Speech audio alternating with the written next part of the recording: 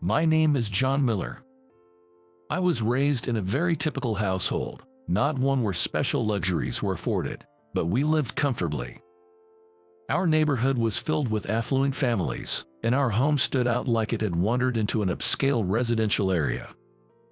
Among these, there was one particularly luxurious and large house where my classmate, David, lived. David's parents had climbed to the top of the corporate ladder, holding executive positions at a major company. To anyone looking in, David was the epitome of a privileged young master. I would always watch, curious, as David's family left in their luxury car, unlike any I had seen elsewhere. David, perhaps influenced by his family environment, had a high sense of pride and often tried to assert his dominance in various situations. "John, what did you have for dinner last night?" "We went to a fast food place with my family." "Is that the dirt cheap one?" "Yes, but..." "Really? I didn't know people actually go to such cheap places." "Sorry about that." "No, I should be the one apologizing. I didn't realize your family was that low." After such conversations, David would go on to describe how lavish his own family's meals were. It might seem like innocent boasting from a child. But after boasting, David would deride my family's situation by comparison. Given that we grew up together and saw each other daily, I suppose this had become a routine occurrence. I suppose it's because he did this so frequently that I can't recall every instance. Though I was often annoyed by David's attitude, part of me had resigned to it as something inevitable. He excelled in both academics and sports, shining in tests and sports days. His appearance was also striking, and on Valentine's Day, he received an innumerable amount of chocolates. "Such cheap things are not worth consuming," he would say, throwing them all away. Classmates, regardless of gender, looked at David with envy or resentment in various ways. Even though I was bullied almost every day, I still admired his talent. Sometimes, I would even genuinely praise him in response to the dominance he tried to assert. Over the weekend, I just flew to the Maldives. Really? No way. I've flown so much I'm getting tired of it. You wouldn't understand. Wow, that's incredible. I've never been abroad. Tell me all about it. Oh, sure, if you want. Hearing about experiences I'd never had from David was something I looked forward to. Of course, only on topics I was interested in, but it was amusing to see David taken aback by such reactions. He probably wanted to see a frustrated look on my face. Because we were neighbors, our families were also closely acquainted. David's father, being a car enthusiast, would often invite me for drives. The car we rode in was a luxury vehicle unlike any I had seen elsewhere. David's father was well versed in all things luxury cars and would answer any simple questions I had about them. Perhaps influenced by his father, David was knowledgeable about luxury cars, and I would listen to them talk about cars from the back seat. Through listening to their conversations, I found myself developing an interest in luxury cars as well. Someday, I wanted to drive a car like that myself. I truly believed that. Cars are really great, aren't they? Yeah, they are. Let's go for a drive together someday. Someday, the two of us would go out in a car I'd be driving. I didn't know when that would be, but we made such innocent promises to each other. When David's father was changing cars, I would go to the exhibitions with them and even take test drives. "This car is cool." "Well, my family could easily buy it, but you probably couldn't." "No way, I'll work hard so I can afford it." "Impossible. Don't dream too much." "I won't let it end as just a dream. I'll drive an even higher-ranked car." Yeah, it's free to say it." David didn't believe in my dreams at all, not even half-heartedly. Even so, at that moment, I made a resolution in my heart. Someday, I would definitely drive a car that was 2 ranks higher than those showcased at the exhibitions. Despite everything, David and I sharing a love for cars, spent our days getting along somehow. However, the mounting behavior that was laughable when we were younger gradually became truly annoying as we grew up. Especially during periods involving exam studies and career choices, it became harder to bear due to the lack of mental leeway. As we grew older, the nature of the dominance became more intense, but my ability to admire it had vanished. With my grades, I'll easily pass. I see. Well, you're not that smart, so only bottom-tier schools for you. Yeah, maybe. I would respond with such unenthusiastic replies. David probably didn't find it amusing either. We didn't have a particular fight, but we gradually drifted apart. Once I started university and moved into a dorm, we stopped meeting altogether. And then, 10 years later, I was wearing a black suit, attending a luxury car exhibition. Stroking the car I had longed for, childhood memories flooded back. What was once only a dream had become reality, and I was now living the life I had aspired to. I felt proud. Exploring the exhibition with the same excitement I had as a child, I was suddenly approached from behind. Huh? It was just one word, but I recognized that voice immediately and turned around in surprise. Standing there was, indeed, David. He had become a man who looked sharp in a suit. It was to be expected, given his handsome appearance since childhood. Surprised by this sudden reunion, David opened his mouth as if in disbelief. "What are you doing here?" "I have every right to be at this exhibition." As I responded, David suddenly burst into laughter. Confused and silent, he started to speak after a good laugh. "Well, a poor person rarely gets to touch a luxury car. It's only natural you'd want to see one. It seems his habit of looking down on others hasn't changed since we were kids. If anything, it feels like it's gotten worse. It's not unreasonable for him to find it odd that I was at the exhibition alone. Back when we were kids, the only way I could go was if David's father took us. Show me the car you came in if you drove here." "Yes, sure, but you came here in some cheap car, right? That's just too funny." David spoke loudly, as if to make sure everyone at the venue could hear him. People around us glanced over, wondering what was going on, but David didn't care. "A rickety old compact car or something?" "No, that's not it." "I get it. The punchline is you actually came on a bicycle, right? Just wait outside in front of the entrance. I'll bring my car round." Convinced that explaining any further would be pointless, I headed to the parking lot.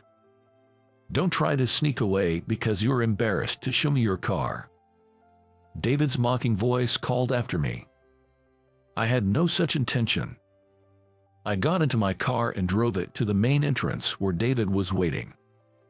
The moment David saw my car, his face went pale. What is this?" "Don't you remember? We talked about this when we were kids." It's no wonder David was shocked.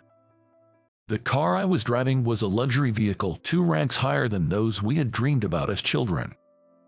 Alternating his gaze between me and the driver's seat and the car, David was at a loss for words. "This is a rental, right? There's no way you could afford something like this." "Want to see the vehicle registration? It's genuinely my car." David, unable to accept the reality, just seemed baffled. "How can you afford to drive this?" "Well, it's a long story." I decided to explain how I got to this point. After graduating from college, I had planned to work at the company where my father was employed. It was a small to mid-sized company in the automotive industry, but I had absorbed knowledge about luxury cars since I was young, which made me favored by President Thompson. My father's company held a cherry blossom viewing event every year that families could attend, and that's where I met President Thompson. Impressed by my extensive knowledge of luxury cars, he took a strong interest in me. I was overwhelmed by his enthusiasm. Initially, I thought I'd just be working as an ordinary employee, but it turned out differently. He had been planning to expand into the luxury car business and chose me to play a key role in this venture. Despite having almost no experience as a working adult, he supported me in management. My childhood acquired knowledge proved to be valuable, and the luxury car business flourished. The luxury car business eventually became independent and was incorporated. Moreover, I was appointed as the president of that company. You being a CEO, but you were so poor back then. I worked hard on my own, you know. David was completely lost for words. I added another shocking fact as if to drive the point home. I'm actually leading the charge for this exhibition. What? David, unable to comprehend, let out a stunned exclamation.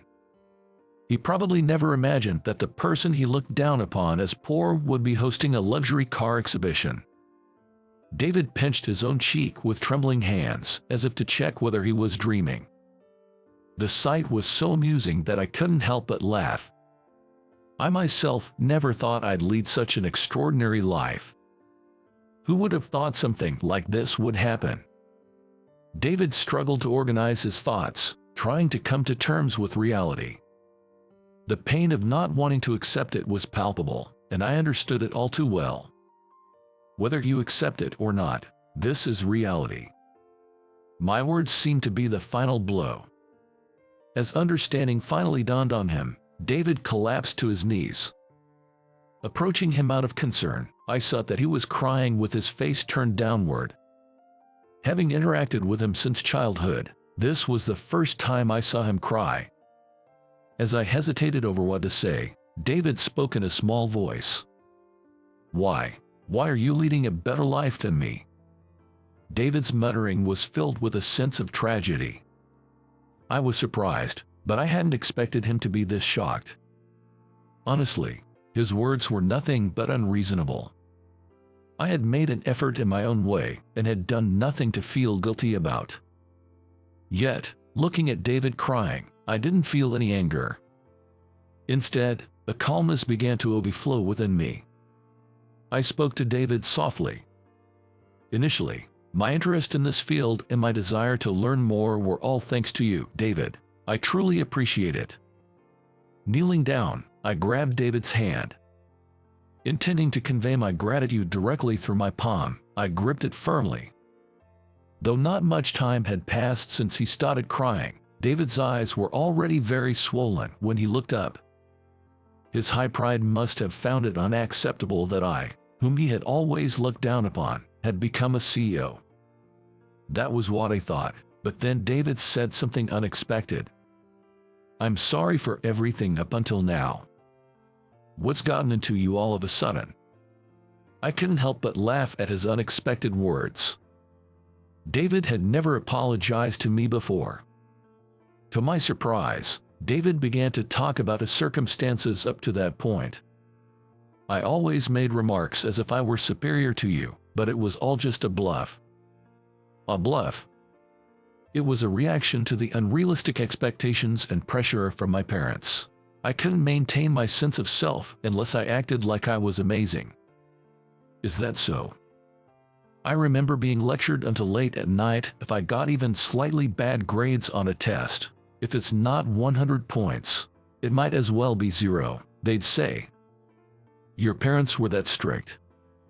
David felt despair at not being allowed to do what he wanted and having his future predetermined as the heir to the company.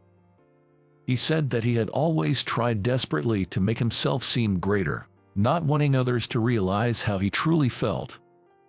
Seeing David tearfully speak, I reflected on our past.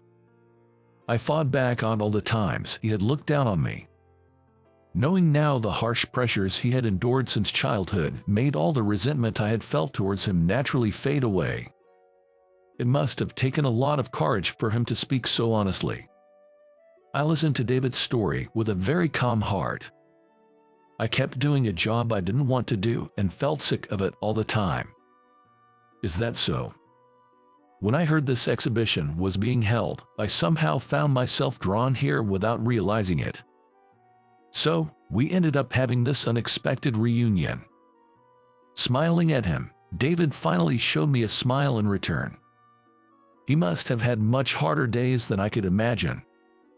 I also want to do what I love, without being bound by anything, just like you, John. David murmured as if talking to himself.